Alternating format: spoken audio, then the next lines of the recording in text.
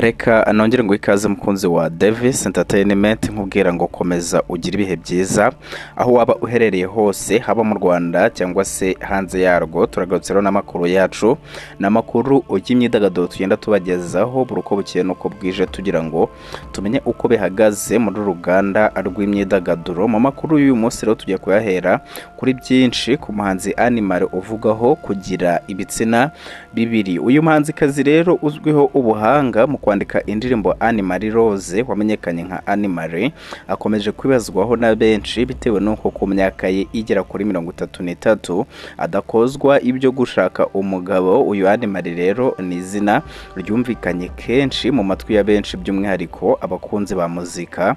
Uyu muhanzikazi rero yakunze kugaragara ku mbuga nkoranyambaga zerekana indirimbo zikunzwe cyane mu Bwongereza mu myaka yatambutse, aho rero yamenyekanye mu ndirimbo zirimo Osiyawo Adios na niyo yise 2002. Ubusanzwe rero uyu muhanzi w'icyamamare mu Bwongereza yatangiye kumenyekana cyane ubwo yakinaga mu ikipe ya karate yitwa West End akiri muto. Ni mu gihe rero mu mwaka w'ibihumbi 2013 aribwo yatangije umwuga we wenyine asohora gaseti ye bwite yitwaga Demo, kandi agaragara no mu ndirimbo nka Magnetic Man na Rudimento. Indirimbo ye rero ya mbere iri no muzamwubakiye nyine izina akamenyekana ku rwego mpuzamahanga yitwa Do It Right, yayishyize hanze mu mwaka w'ibihumbi 2015 imenwa na buri wese ukurikirana umuziki mu Bwongereza ndetse n'ahandi hose ku isi. Uyu Americ rero ari mu byamamare bikunze kugira ubuzima bwabo bw'urukundo ubwiru bukomeye cyane. Ntiharamenyekana rero niba kugeza ubu yaba afite umukunzi. Icyo kora mu bihumbi 2018 ubwo yaganiraga n'ikinyamakuru Line of Best Fit ku byerekeye igitsina cye yaragize ati sinigeze nkunda abagabo gusa, ati kandi nta nubwo nigeze nkunda abagore gusa, ati kandi sinigeze numva ko ari ngombwa kubwira umuntu uwo ari we wese ko mfite ibitsina bigera kuri bibiri. Aya magambo rero yatangajwe n'uyu muhanzikazi ni kimwe mu bishingirwaho bamwe bemeza ko yaba ari umwe mu bantu bashobora kuba nyine baravukanye ibitsina bigera kuri bibiri nk'uko abashakashatsi bavuga ko nyine nabyo bibaho. Mu gihe gishize rero hagaragaye amafoto ari kumwe na Ed Sheeran bishimanye, ariko nyuma yayo ntihagira igitangazwa cyangwa ngo hemezwe ko hari icyaba kijya mbere hagati yabo cyaba kiganisha nyine ku mubano wihariye urukundo. Kuri ubu rero Ed Sheeran yashakanye na Sherry Sebon muri 2018 babyaranye n'abakobwa babiri. Ubwo rero byemezwa neza ko nta mubano udasanzwe afitanye na Americ. Bivuga ko rero Americ afite umutungo ufite agaciro ka miliyoni 5.4 by'amayero nyuma y'ishoramari ry'umutungo bwite kuva muri 2020 yagiye rero agaragara kenshi ku rutonde rw'ingaragu zikize cyane ku isi. Muri 2018 rero uyu Americ yashyize ahagaragara alubumu ye ya mbere yise Speak Your Mind. Yavugiyeho rero indirimbo zamenyekanye cyane nka Alarm, Osiyawo Adios, Heavy, Friend niyo yise 2002, niyo yise Perfect to Me n'izindi zigiye zitandukanye. Mu mpera rero z'uwo mwaka yabaye umuhanzi wa mbere wagurishije cyane ibihangano bye hariya mu gihugu cy'Ubwongereza. Yaririmbye kandi afatanya n'abandi bahanzi kwandika izindi ndirimbo nyinshi zirimo nka Birthday, Lullaby, Don't Leave Me Alone, To Be Young, I'm Lonely and Don't Pray. Akorana kandi n'abarimo Clean Band, Marshmello, David Guetta, Lauva n'abandi bahanzi bagiye batandukanye b'ibikomerezwa hariya mu gihugu cy'Ubwongereza. Werurwe rero 2020 Americ yabaye ambasaderi w'ishyirahamwe ryita ku buzima bwo mu mutwe Mind. Americ kandi ufite imyaka 33 y'amavuko yabonye izuba ku itariki ya 7 Mutarama 1991. Avukira mu gace ka Tiber muri Essex mu Bwongereza nyine.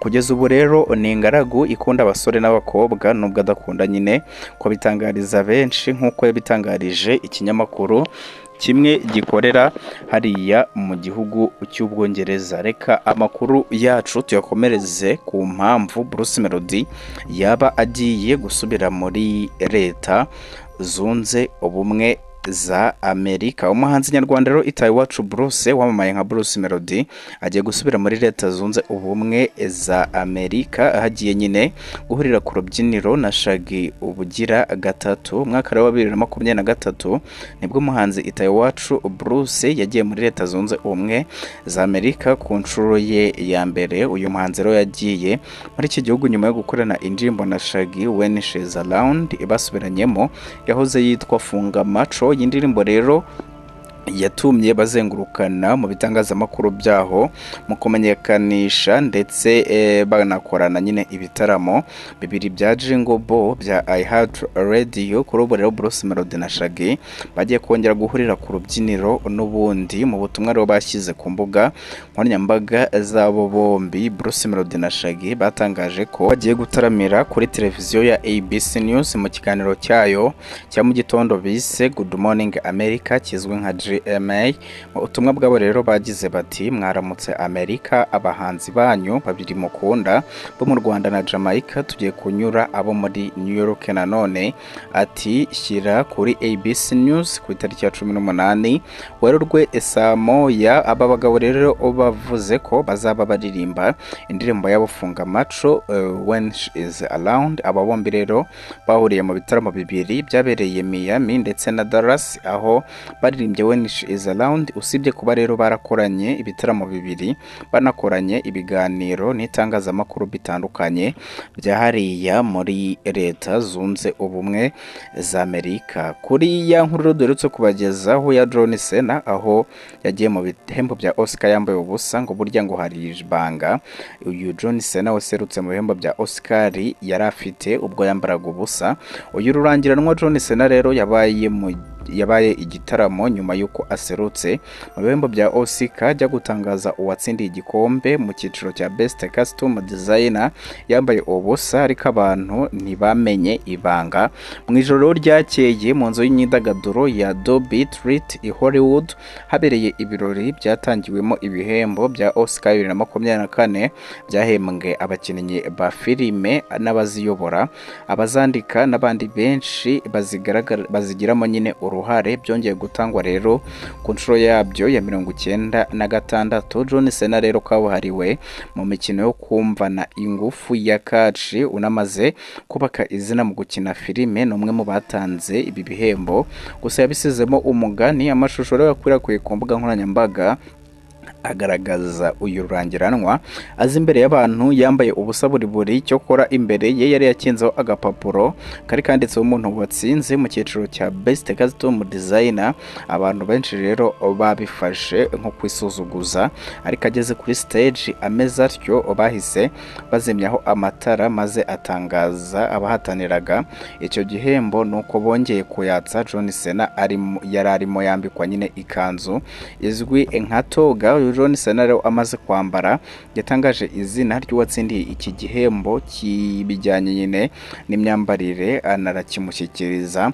Amafoto y'inyuma ya stage agaragaza uyu mugabo ujyurangwa n'ibikorwa byo gusetsa. Mu by'ukuri yari yambaye akenda k'imbere katagaragara kuko yari akingirijeho urupapuro rwari rwanditseho uwatsinze. Uyu mwenda muto cyane rero yari yambaye ajya gukoresha iyo bafata amashusho y'abantu bameze nk'aho bambaye ubusa muri za filime. John Cena rero ubaye wa mbere ubikoze kuko umukinnyi wa filime Johnson Mahoma ukomoka muri leta zunze ubumwe za Amerika yigeze kubikora. Abantu batamenye amakuru bagacika ururondogoro bavuga ko ngo yari yambaye ubusa buri kandi mu by'ukuri hari akandi kantu yari yakinzeho. Ntabwo rero twagenda tutavuze iyi nkuru ya Sheba aho yuboye intambara y'ubushotoranyi kuri Cindy. Umuhanzikazi rero Sheba Karungi uheruka gutaramana na The Ben yongeye gushotora umuhanzikazi Cindy Sanyu, avuga ko rero ihangana riheruka kubahuza ngo ryamuzanzahuye ngo kuko yari agiye kuzimangatana burundu